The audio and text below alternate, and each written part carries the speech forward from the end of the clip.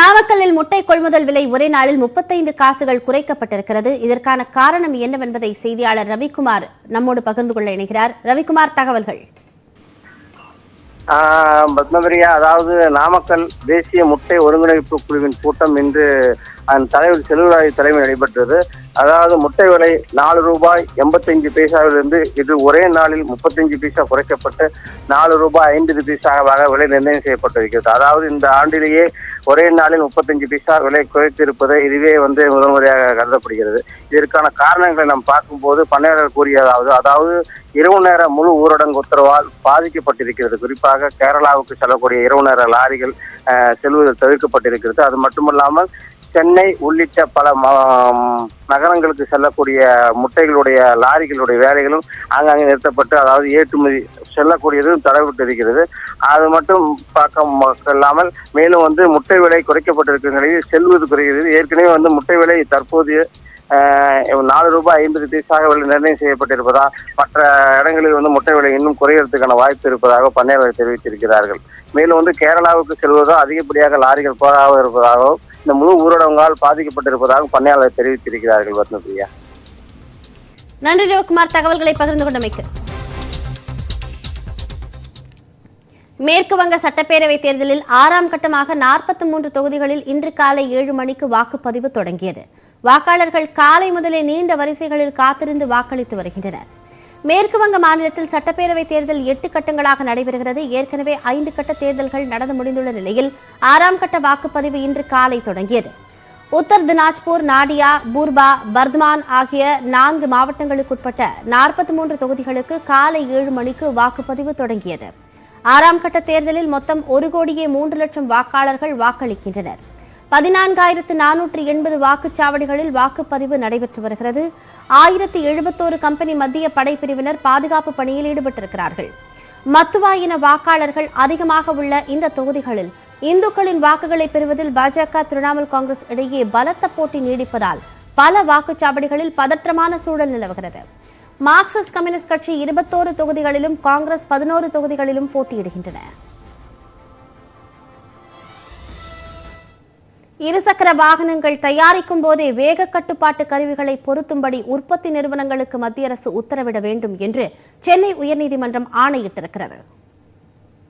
2013ஆம் ஆண்டு காஞ்சிபுரம் அருகே நிகழ்ந்த சாலை விபத்து ஒன்றில் பெண் மருத்துவர் ஒருவருக்கு 90 விழுக்காடு ஊனம் ஏற்பட்டது. இந்த வழக்கை விசாரித்த மோட்டார் வாகன தீர்ப்பாயம் ₹18,43,000 இழப்பீடாக நிர்ணயித்தது. இழப்பீட்டுத் தொகை குறைவாக உள்ளதாக பாதிக்கப்பட்ட பெண் மருத்துவர் சார்பில் சென்னை உயர்நீதிமன்றத்தில் மேல்முறையீடு செய்யப்பட்டது. இந்த வழக்கு நீதிபதிகள் கிருபாகரன், அப்துல் குத்தூஸ் ஆகியோர் அமர்வில் விசாரணைக்கு வந்தது. வழக்கை விசாரித்த நீதிபதிகள் ₹1,49,00,000 என இழப்பீட்டை உயர்த்தியதோடு 2013ஆம் ஆண்டிலிருந்து 7% வட்டியுடன் 12 வாரத்திற்குள் விசாரணை நீதிமன்றத்தில் செலுத்த உத்தரவிட்டனர். மேலும் விபத்துகளில் உயிரிழப்பு அதிகரிப்பதற்கு காரணம் அதிவேகத்தில் வாகனங்கள் இயக்கப்படுவதே எனவும் வாகனங்களில் வேக கட்டுப்பாட்டு கருவிகளை கண்டிப்புடன் அமல்படுத்த வேண்டும் என்றும் மத்திய அரசுக்கு உத்தரவிட்டனர். எக்ஸ்பிரஸ் சாலைகளில் மணிக்கு 120 கிலோமீட்டர் வேகத்தில் செல்லலாம் என்ற உத்தரவை மத்திய அரசு மறுபரிசீலனை செய்ய வேண்டும் எனவும் இறக்குமதி செய்யப்படும் இருசக்கர வாகனங்களிலும் வேக கட்டுப்பாட்டு கருவியை பொருத்த வேண்டும் என்றும் நீதிபதிகள் மத்திய அரசுக்கு உத்தரவிட்டு வழக்கின் விசாரணையை வரும் ஆகஸ்ட் 2ஆம் தேதிக்கு ஒத்திவைத்தனர். பிரான்சிலிருந்து 5வது கட்டமாக மேலும் 4 ரஃபேல் போர் விமானங்கள் இந்தியா வந்தடைந்துள்ளன. பிரான்சின் தசோ நிறுவனத்திடம் இருந்து ₹59,000 கோடி மதிப்பில் 36 ரஃபேல் போர் விமானங்களை வாங்க மத்திய அரசு கடந்த 2016ஆம் ஆண்டு ஒப்பந்தம் மேற்கொண்டது. அதன்படி 4 கட்டங்களாக 14 போர் விமானங்களை தசோ நிறுவனம் இந்தியாவிடம் வழங்கியுள்ளது. இந்த நிலையில் 5வது கட்டமாக மேலும் 4 போர் விமானங்கள் ஹரியானா மாநிலம் அம்பாலா விமானப்படைக்கு நேற்றிரவு வந்தடைந்தன. இது தொடர்பாக ட்விட்டரில் பதிவிட்டுள்ள இந்திய விமானப்படை, பிரான்சில் உள்ள மெரிக்னாக் விமானப்படை தளத்திலிருந்து 8000 கிலோமீட்டர் தூரம் பறந்து ரஃபேல் போர் விமானங்கள் இந்தியா வந்தடைந்ததாக குறிப்பிட்டிருக்கிறது. சவுதி அரேபிய வான்வெளி பகுதியில் வந்தபோது அந்நாட்டு அரசு உதவியுடன் ரஃபேல் விமானங்களுக்கு எரிபொருள் நிரப்பப்பட்டதாகவும் அதில் தெரிவிக்கப்பட்டிருக்கிறது.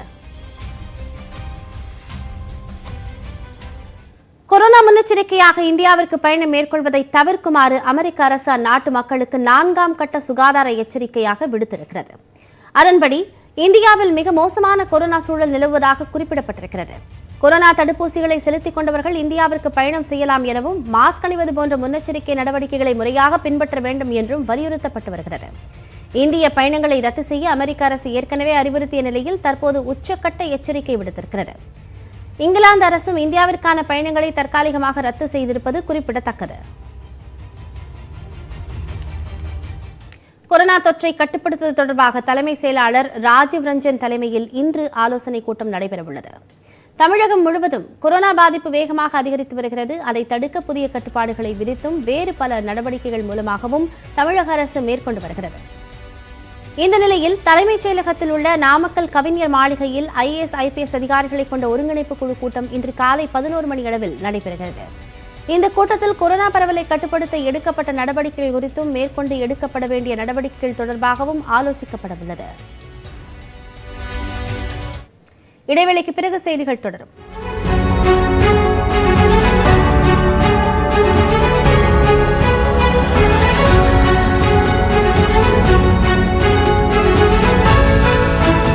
கோடி மனிதனுடைய உணர்வுகளை புரிந்து கொண்டு அவனுடைய தேவைகளை புரிந்து கொண்டு அவனுக்கு எளிமையாக கிடைப்பதற்கு என்ன வழி, அதைத்தான் பார்க்கணும். அவர் இன்னொன்னு அழகா சொன்னார், நான் ரொம்ப ரசிச்சேன். பிரதமர் பேசினார், பிரதமர் சொன்னார், பிரதமர் பேசினார், இதையே பல முறை சொன்னார். பிரதமர் இதை செய்தார்னு ஒன்றும் சொல்லல, இதை செய்ய முடியுமான்னு கேட்கிறாரு. நான் அவர் பார்த்து கேட்கிறேன், ஒரே ஒரு அறிவிப்புல தொலைக்காட்சியில் கொடுக்கிற பேட்டியிலேயே நாடு முழுவதும் இருக்கிற 500 நோட்டு 1000 நோட்டு செல்லாதுன்னு சொல்ல அந்த உத்தரவு போடுகின்ற அந்த அதிகாரம் இருக்கக்கூடிய பிரதமருக்கு இந்த அத்தியாவசிய தேவை இருக்கு. இது அத்தியாவசிய பொருள். இன்றைக்கு இருக்கிறத எல்லாவற்றை விட, சோற்றை விட இந்த மருந்து முக்கியங்கிற நேரத்தில் அதை கட்டுப்படுத்துவதற்கு உங்களுடைய அதிகாரத்தை பயன்படுத்தவில்லை என்றால் நீங்கள் எதற்கு பிரதமர்? சற்றே ஒதுங்கியிரும் பிள்ளாய் என்று சொல்ல வேண்டிய நிலைமை. தனியார் நிறுவனத்தை இப்படிதான் செய்யணும் அப்படின்னு நம்ம கையை பிடிச்செல்லாம் முறுக்க முடியாது. மாநில அரசுகளுக்கு நிதி ஆதாரம் வழியா வேணா உதவி செய்யலாம், அதற்கான அறிவிப்பை வேண்டுமானால் எதிர்பார்க்கலாமே ஒழிய நம்ம நீங்க சொல்றதெல்லாம் எப்படி சாத்தியமாகும்? நீங்கள் சொல்லுவது தவறு. என்ன பேச விடுங்க, முதல்ல என்ன பேச விடுங்கள், என்னை பேச விடுங்கள். அந்த 2 பேருக்கு உரிமை கொடுத்தது நீங்க தானே. அந்த உரிமை கொடுக்கிற அந்த அனுமதி கொடுக்கிற அந்த அதிகாரம் இருக்குல்ல, அவர்கள் தவறு செய்கிற போது கேட்பதற்கு அதிகாரம் இல்லைன்னா அந்த அதிகாரம் எதற்கு? உரிமத்தை ரத்து பண்ணுங்க, மற்றவனுக்கு கொடுங்க. குறைந்த விலையில் இதை மருந்து கொடுப்பதற்கு பல பேர் இருக்கிற போது நீங்க சொன்னீங்களே 2 மடங்கு விலைன்னு, 250 600 ஆகிறது 2 மடங்கா? 150 மடங்கு, 150% உயர்ந்திருக்கு. அது எப்படி முடியும்? நேற்று 250 ரூபாய் கொடுக்க மருந்து கொடுக்க முடிஞ்சவங்க இன்றைக்கு அது முடியலன்னா ஒரு 10 ரூபாய் குடிச்சு 20 ரூபாய் குடிச்சு ஏன் 50 ரூபாய் குடிச்சுன்னு கூட சொல்லலாம். அது எப்படி 600 ரூபாய் மாறும்? ஆக அங்கேதான் திரைமறைவு பேரங்கள் நடக்கிறது என்கிற சந்தேகத்திற்கு இந்த அரசு விளக்கம் சொல்லணும். இந்த கொரோனா பரவல் தடுப்புல தனியார் நிறுவனங்களோட பங்களிப்பை தான் பிரதமர் மோடி அதிகமாக விரும்புறார் அப்படின்னு வரக்கூடிய விமர்சனத்தை எப்படி பாக்குறீங்க சார்? இது இன்னைக்கு இல்ல சார், நாம ஏதோ இன்னைக்குதான் நம்ம இது புதுசா பேசுறோம்னு இல்ல சார். நம்ம ஃபேபியன் சோசியலிசம் அப்படிங்கிறது நம்ம நாட்டுல இன்னைக்கு இல்லைங்க, 50 வருஷமா 60 வருஷமா இருக்குது. அதாவது பொதுத்துறை நிறுவனமும் இருக்குது, தனியார் துறை நிறுவனமும் இருக்குது. பொதுத்துறை நிறுவனங்கள் பல சமயங்கள்ல இப்ப நிறைய நிறுவனங்கள் இந்த மாதிரியான ஒரு அதாவது என்ன சொல்றது, ஒரு திறனை மேம்படுத்தி கொண்டு உற்பத்தியில் இன்னைக்கு பல பொதுத்துறை நிறுவனங்கள் இயங்கவில்லை. அப்போ நாம என்ன சொல்றோம், வேற வழி இல்லாம அந்த தனியார் துறை நிறுவனங்கள் தான் இதுல முன்னணியில நிக்கிறாங்க. அப்போ அவங்களுடைய சேவைகளை நாம முழுசா பெற்றுக்கொள்ள வேண்டிய கட்டாயம் இருக்கிறது. ரெண்டுத்தையுமே நம்ம சேர்ந்து செய்யும் போது இன்னைக்கு காலகட்டத்தில் எப்படி இருக்கு அப்படின்னு சொன்னா, இன்னொரு விஷயத்தையும் நேற்று பிரதமர் சொல்லியிருந்தாருன்னா இன்னும் நான் திருப்தி அடைஞ்சிருக்கேன். உதாரணமா இப்ப நீங்க சமீபத்தில் ஒரு 4 நாளைக்கு முன்னாடி பேப்பர்ல வந்தது என்னன்னா, வெளிநாட்டு வேக்சின்ஸ் எல்லாமே நம்ம முழுசா இங்க இந்த பிரிட்ஜ் டெஸ்ட் கூட நம்ம பண்ண வேண்டாம் அப்படின்னு இவர் மன்மோகன் சிங்கோடைய அவர் அறிக்கையில கூட சொல்லியிருந்தார். அதை மாதிரி நீங்க இந்தியாவில் அனுமதிக்கலாம் அப்படின்னு. அது மாதிரி பாத்தீங்கன்னா ஃபைசருடைய ஒரு மருந்து ஏற்கனவே நல்ல எஃபிகசியோடு இருக்கக்கூடிய மருந்தை நீங்க தாராளமாக விரைவாக இந்தியாவில் இன்னும் ஒரு 2 மருந்துகளை அறிமுகம் செய்ய போறேன், அதற்கான முயற்சி எடுத்துக்கொண்டிருக்கிறோம் அப்படின்னு நேற்று பிரைம் மினிஸ்டர் பேசியிருக்கலாம். அப்ப என்னன்னா, நாம அரசு துறை சார்ந்த இருக்கக்கூடிய ஒரு நம்முடைய குறைபாடுகளை அவர் எடுத்து பேசவில்லை. மாறாக அவர் தனியார் துறையில இன்னைக்கு அவங்களுடைய எஃபிகன்சி, அவங்களுடைய திறனை அடிப்படையாக வைத்துக் கொண்டு இன்னும் எவ்வளவு மேம்படுத்த முடியும், ஒரு 4500 கோடி ரூபாய் இன்னைக்கு இந்த 2 நிறுவனத்துக்கு கொடுத்திருக்கிறாரு. அவங்கள இன்னும் அவங்களுடைய உற்பத்தியை அதிகப்படுத்த சொல்லி அவங்க கொடுத்திருக்காங்க. இன்னும் ஸ்புட்னிக் வீக்கு கொடுத்திருக்காங்க, ஸ்புட்னிக் வீக் அனுமதி கொடுத்திருக்காங்க. அதே மாதிரி இன்னும் நீங்க இன்னும் ஒரு 2 மருந்துக்கு தாராளமா அனுமதி கொடுக்க முடியும். என்ன கடும் வார்த்தைகள் நீங்க சொல்லுவதுதான் எனக்கு புரியல. ஒரு மனிதனுடைய மனம் என்னன்னா, நீங்களோ நானோ அல்லது நண்பர் வெங்கடேஷோ ஏதோ ஒரு புது ஊருக்கு போறோம்னு வச்சுங்க, ரோடு ஓரத்தில் நின்று டீ குடிப்போம், சிரிச்சு பேசிட்டு இருப்போம். அந்த நேரத்தில் ஒரு இறுதி ஊர்வலம் வந்தா நம்ம பேச்சு சிரிப்பு தானே நாமே நிறுத்திக் கொள்வோம். இது மனிதனுடைய இயல்பு. இந்த நாடே இன்றைக்கு சோகத்துல மூழ்கி இருக்கிற போது இன்னைக்கு அவங்களுடைய எஃபிகன்சி, அவங்களுடைய திறனை அடிப்படையாக வைத்துக்கொண்டு இன்னும் எவ்வளவு மேம்படுத்த முடியும். ஒரு 4500 கோடி ரூபாய் இன்னைக்கு வந்து இந்த 2 நிறுவனத்துக்கு கொடுத்திருக்கிறாரு. அவங்கள வந்து இன்னொரு அவங்களுடைய உற்பத்தியை அதிகப்படுத்த சொல்லி அவங்க வந்து கொடுத்திருக்காங்க. இன்னும் ஸ்புட்னிக் வீக்கு கொடுத்திருக்காங்க, ஸ்புட்னிக் வீக் அனுமதி கொடுத்திருக்காங்க. அதே மாதிரி இன்னும் வந்து நீங்க இன்னும் ஒரு 2 மருந்துக்கு தாராளமா அனுமதி கொடுக்க முடியும். என்ன கடும் வார்த்தைகள் நீங்க சொல்லுவதுதான் எனக்கு புரியல. ஒரு மனிதனுடைய மனம் என்னன்னா, நீங்களோ நானோ அல்லது நண்பர் வெங்கடேஷோ ஏதோ ஒரு புது ஊருக்கு போறோம்னு வச்சுங்க, ரோடு ஓரத்தில் நின்று டீ குடிப்போம், சிரிச்சு பேசிட்டு இருப்போம். அந்த நேரத்தில் ஒரு இறுதி ஊர்வலம் வந்தா நம்ம பேச்சு சிரிப்பு தானே நாமே நிறுத்திக் கொள்வோம். இது மனிதனுடைய இயல்பு. இந்த நாடே இன்றைக்கு சோகத்தில் மூழ்கி இருக்கிற போது இதற்கு பொறுப்பேற்று செயல்பட வேண்டிய பிரதம மந்திரியே ஜோக் அடிக்கிறார் சொன்னா அதை குற்றம் சொல்ல முடியாதா? அழகா சொன்னார் வெங்கடேஷ், நான் அவரை பாராட்டுறேன். மார்க்கெட்டிங் பிரைஸ்ங்கிற வார்த்தையை பயன்படுத்தினார். பொருளாதாரத்தில் பாலபாடம் என்பதே ஆனாவே என்னன்னு கேட்டா, பொருளுடைய தேவை கேட்பதான் அதனுடைய விலை நிர்ணயிக்கப்படுகிறது. நாங்க என்ன கேட்கிறோம்னு கேட்டா, குறிப்பிட்ட 2 கம்பெனிக்கு மட்டும்தான் இந்த உரிமை கொடுத்திருக்கீங்க. ஏன் கேட்கிற மற்ற கம்பெனிகள் கொடுத்திருந்தா இந்த டிமாண்ட் இருக்காதுல்ல? அந்த டிமாண்ட் இல்லாம இருக்கிற போது அந்த விலை குறையத்தானே செய்யும். ஆனால் இந்த கொரோனா உற்பத்தி செய்கிற இந்த மருந்து இருக்க, இந்த மருந்து விளைவை என்ன சொன்னாலும் இதற்கு வேற ஆப்ஷனே கிடையாது. அதைத்தானே நாங்க குறைன்னு சொல்றோம். ஒரு ஆட்சி என்ன, பாமரனுடைய கடைக்கோடி மனிதனுடைய உணர்வுகளை புரிந்து கொண்டு அவனுடைய தேவைகளை புரிந்து கொண்டு அவனுக்கு எளிமையாக கிடைப்பதற்கு என்ன வழி, அதைத்தான் பார்க்கணும். அவர் இன்னொன்னு அழகா சொன்னார், நான் ரொம்ப ரசிச்சேன். பிரதமர் பேசினார், பிரதமர் சொன்னார், பிரதமர் பேசினார், இதையே பல முறை சொன்னார்.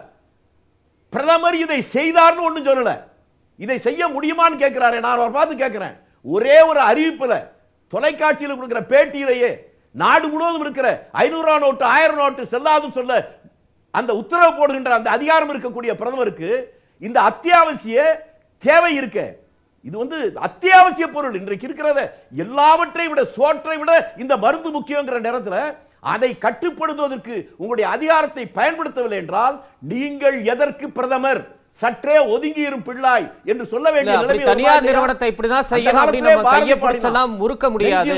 மாநில அரசுகளுக்கு நிதி ஆதாரம் வழியா வேணா உதவி செய்யலாம், அதற்கான அறிவிப்பை வேண்டுமானால் எதிர்பார்க்கலாமே ஒழிய நம்ம நீங்க சொல்றதெல்லாம் வந்து எப்படி சாத்தியமாகும்? நீங்கள் சொல்லுவது தவறு.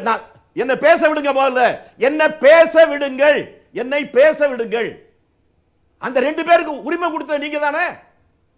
அந்த உரிமை கொடுக்கிற அந்த அனுமதி கொடுக்கிற அந்த அதிகாரம் இருக்குல்ல, அவர்கள் தவறு செய்கிற போது கேட்பதற்கு அதிகாரம் இல்லைன்னா அந்த அதிகாரம் எதற்கு? உரிமத்தை ரத்து பண்ணுங்க, மற்றவனுக்கு கொடுங்க.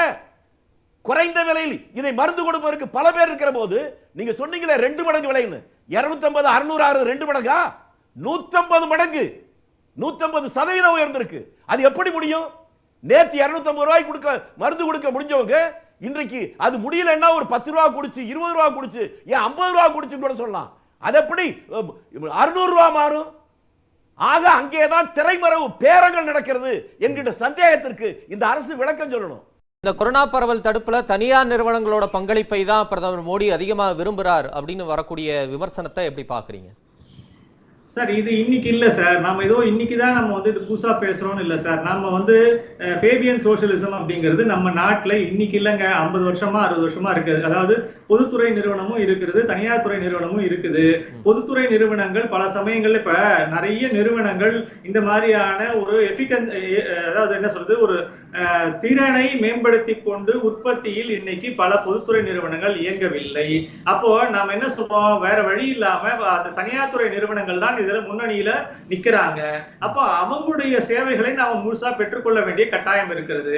ரெண்டுத்தையுமே நம்ம சேர்ந்து செய்யும் போது இன்னைக்கு காலகட்டத்தில் எப்படி இருக்கு அப்படின்னு சொன்னா, இன்னொரு விஷயத்தையும் நேற்று வந்து பிரதமர் சொல்லியிருந்தாருன்னா இன்னும் நான் திருப்தி அடைஞ்சிருப்பேன். உதாரணமா இப்ப நீங்க வந்து சமீபத்தில் ஒரு 4 நாளைக்கு முன்னாடி பேப்பர்ல வந்தது என்னன்னா, வெளிநாட்டு வேக்சின்ஸ் எல்லாமே நம்ம முழுசா தான் வந்து இங்க வந்து இந்த பிரிட்ஜ் டெஸ்ட் கூட நம்ம பண்ண வேண்டாம் அப்படின்னு இவர் மன்மோகன் சிங்கோடைய அவர் அறிக்கையில கூட சொல்லியிருந்தார். அதை மாதிரி நீங்க வந்து இந்தியாவில் அனுமதிக்கலாம் அப்படின்னு. அது மாதிரி பாத்தீங்கன்னா ஃபைசருடைய ஒரு மருந்து வந்து ஏற்கனவே நல்ல எஃபிகசியோடு இருக்கக்கூடிய மருந்தை நீங்க வந்து தாராளமாக விரைவாக இந்தியாவில் இன்னும் ஒரு 2 மருந்துகளை அறிமுகம் செய்ய போறேன், அதான் அதுக்கான முயற்சி எடுத்துக்கொண்டிருக்கிறோம் அப்படின்னு நேற்று பிரைம் மினிஸ்டர் பேசியிருக்கலாம். அப்ப என்னன்னா நாம அரசு துறை சார்ந்த இருக்கக்கூடிய ஒரு நம்முடைய குறைபாடுகளை அவர் வந்து எடுத்து பேசவில்லை.